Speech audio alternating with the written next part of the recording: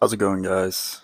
Welcome back to Dark Days. My name is Juan, also known as Lost Knight, and we've just finished ringing the bell at Belfry Luna, which has unlocked this gate right here.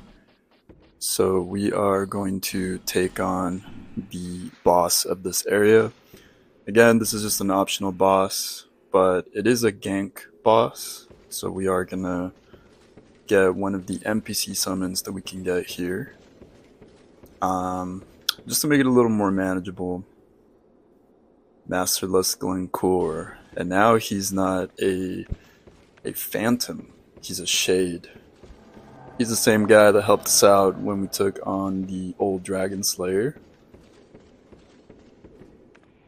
Alright. I do plan on trying to wrap this area of the Lost Bastille.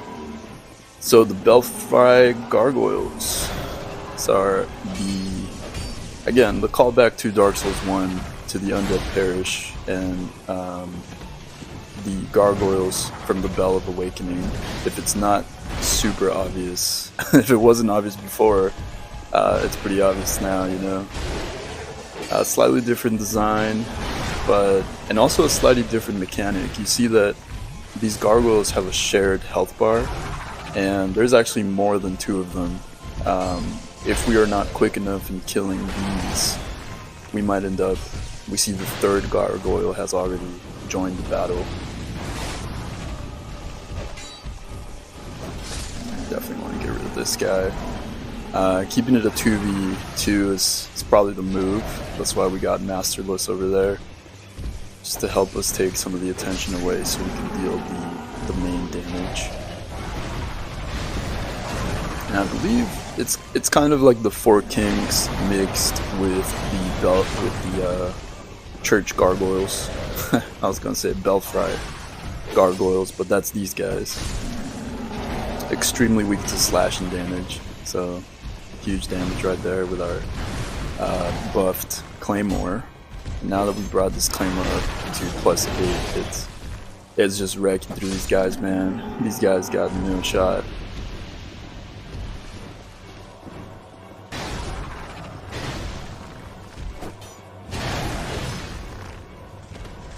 Still not pushovers. You can see the modified damage is still hitting us quite hard.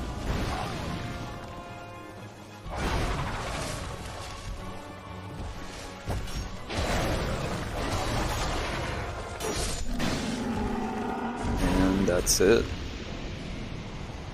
Wrapped it up pretty easily. Thank you, Glencore.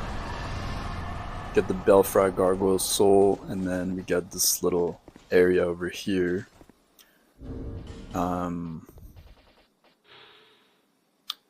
Elaborate stone statues mysteriously came to life. Yeah, pretty plain item description. Soul of a proud knight, just like us. And that's kind of it. Their design's a little different. They don't really look like the gargoyles from the first game. The wings do, but the head of them is a little different.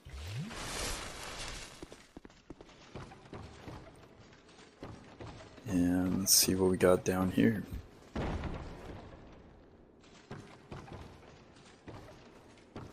So there's a bonfire down there. This entire little section is completely optional. Even the one where we're going to go to right now.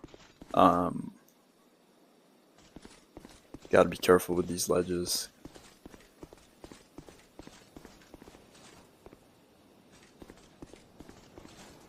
Alright.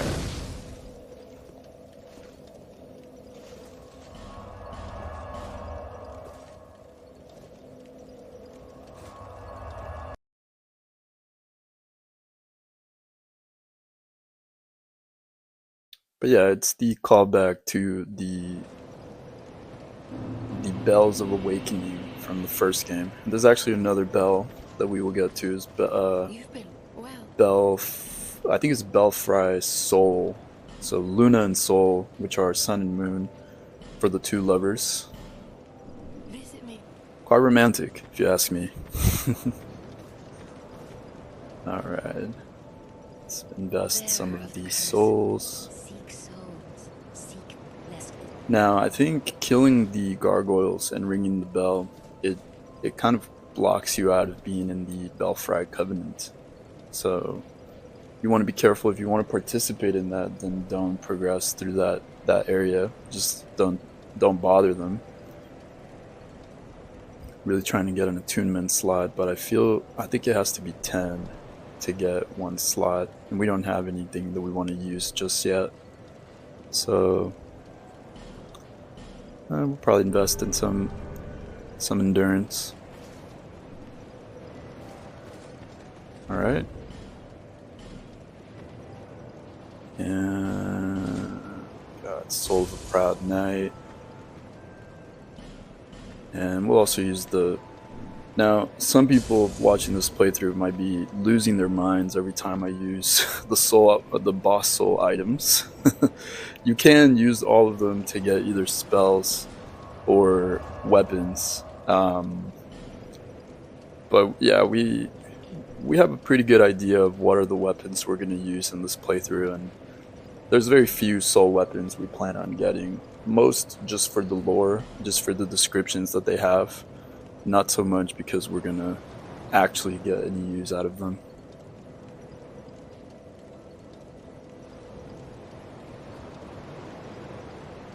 Yeah, let's see.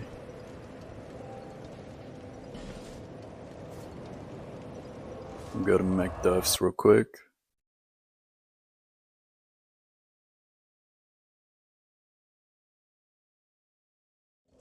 So yeah, Lost Bastille. We mentioned earlier this could be the Undead Asylum from the first game. And we get more confirmations that there's a connection to it. Now, I don't think that this is the Undead Parish. I don't think that this is where those are the Bells of Awakening. We don't have any upgrade materials. I think that it's just like a cool connection. Like they threw it in there just to, as a callback, you know, just like maybe as a homage of some type. All right. That gives us 79 to 85. We'll take it. And just checking out some of the resistances that we have. We also have the Dranglaic set, which scales or is upgraded with Titanite. And you can see there's also armor scaling, which is a new feature too. It was introduced in this game as well.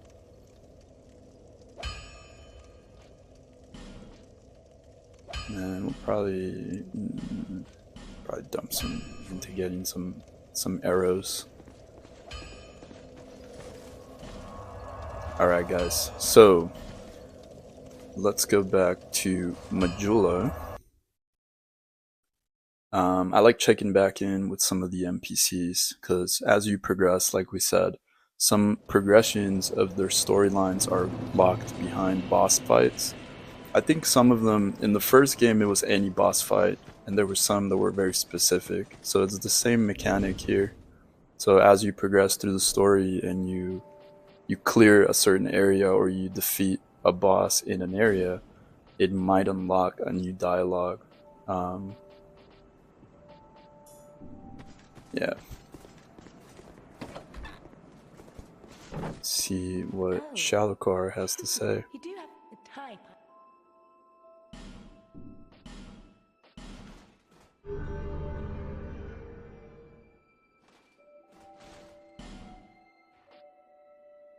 This place is...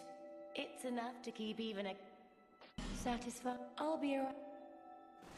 Doesn't appear to have any new dialogue, so...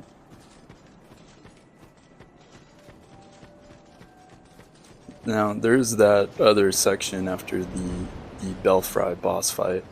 There is that bonfire, which has an optional area. Just wanted to show the cracked red eye real quick. Residual sins, and then the cracked blue eye, which is for the sentinels. So the opposing covenants. Alright. So yeah, so that optional area, it has a nasty little ambush right there, which we'll see in a minute, but if you go in a bit blind, it can be very easy to lose your way through it. So I'll show you guys that. There's also another red Phantom Invader that we're gonna get, an NPC Phantom Invader that appears in that area. The upper ramparts.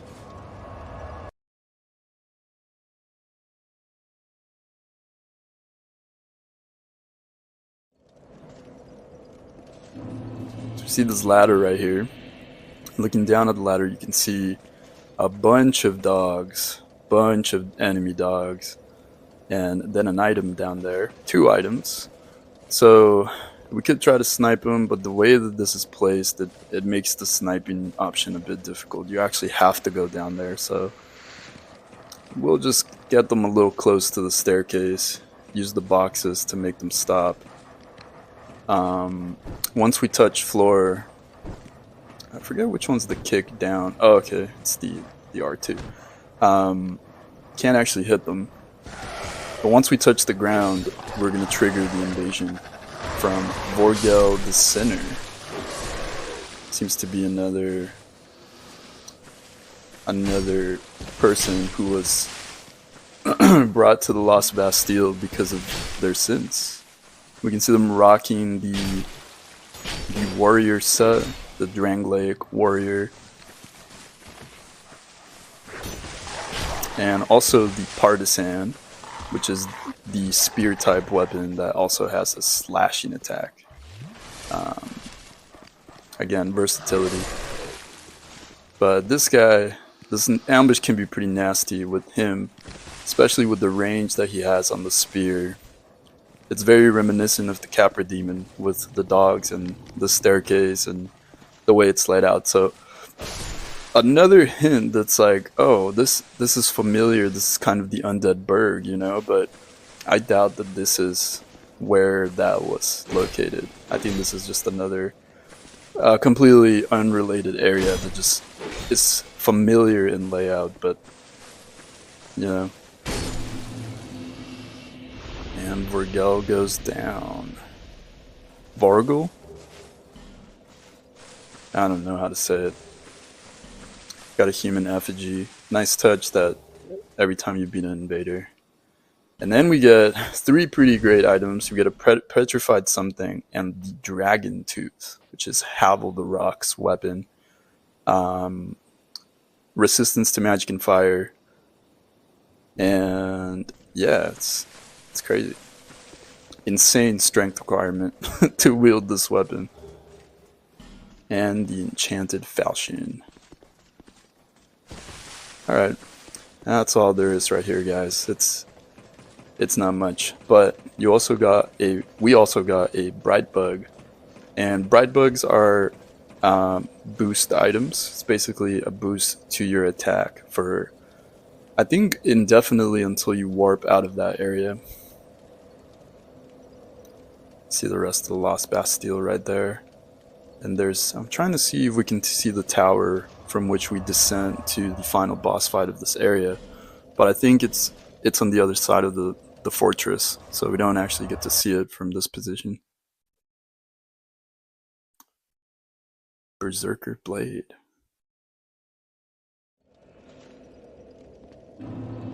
Okay, then Lost Bastille back to this main progression area. We're gonna move forward through here just to also show this path as well.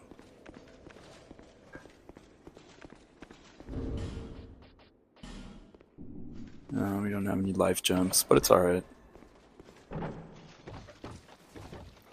We won't really need them. Okay, so that's the main way through. That's the bonfire we lit, and whoa, gotta be a little more careful.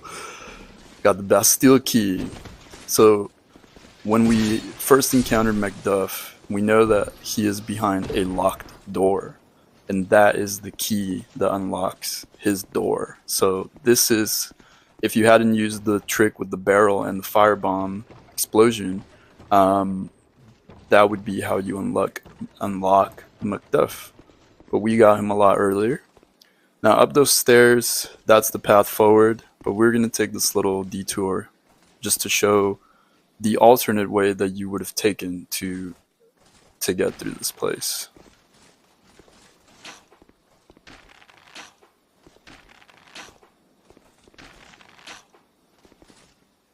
The ladder blocked the hit. That's alright. I believe there's a locked gate over there, so he's not going to get to us anytime soon. Once we descend here and we do this jump, we're pretty much stuck in this area going this way. So I'm just going to show you guys. There's a couple cool little secrets you can get over here. Wow. Totally missed that jump, dude. I'm not doing the best showing these paths. See the rock right there, a little physics puzzle, but we'll get to that in a minute. Here is the way you want to go, and you can engage with this guy right away, or you could drop down if you came through where the door is. Hello. You would climb up that ladder and then go the way that this royal swordsman is approaching us.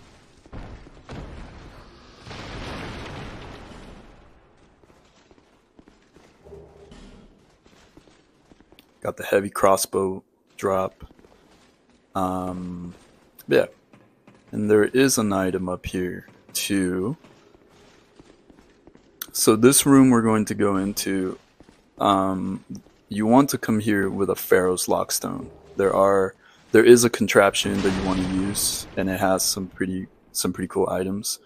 But this room also has the shadow, I forget their name officially, but the Mira shadow set wielding enemies, the guys that we encountered in No Man's Wharf. These guys. They're also hiding up here. We're a little bit stronger than we should be to come through this area, so of course, don't really phase us too much. And we got the cage there that takes you to a path. I'll show you guys that in a minute. But yeah, it's a little treasure trove. For you guys. There's 4 chests here. 5 chests here. We have one that had the Dusk Herb. We have the Twin Blade, which is the first time these made an appearance in these games. Very cool dex weapon. Terrible durability. Very low durability. But very, very cool weapon. Gay Steel. Very few of these weapons were made. They were actually used in combat, which means that they were more for flair rather than actual combat. But it's pretty good if you get it with a buff and you have some pretty high dex. And we get the parrying dagger. It's a very easy way to get multiple hits on enemies. And then get the bone staff. Now, the wilted dusk herbs, they're an item that replenishes your spell casts. So in this game, much like Dark Souls 1, you get limited spell casts. I think this is a trap chest. I could be wrong. Soul Vessel. No. This is a wooden chest, which means if you bonfire ascetic the jail cell bonfire, it will reset the bonfire ascetic. And then the way that you would get out of here, you would basically walk up here. Assuming you've gone the other way as well, this would open the area for progression. And you would jump down. This is where Macduff's is to the left. So, but yeah, the wilted dusk herbs, they replenish your spellcasts. So if you're running that intelligence or faith or pyromancer or whatever, it's an item that you're going to get a lot of use out of. There is another alternative. It's the rouge water or the red water, whatever it's called. And it also replenishes your health too. So it pretty much heals both your health and replenishes your spellcasts. And then this little physics puzzle. You want to be prepared Especially if you've played the original game, these guys were not here. And you want to take them out as quick as you can. You don't really want to wait around for them to do their attacks. Again, not doing a very good job demonstrating it, but they're pretty weak. We got the Wanderer's set. So this is where you find it in game if you didn't start with it as the Swordsman class. Yeah, those enemies, they're pretty weak, but they come in a few variants.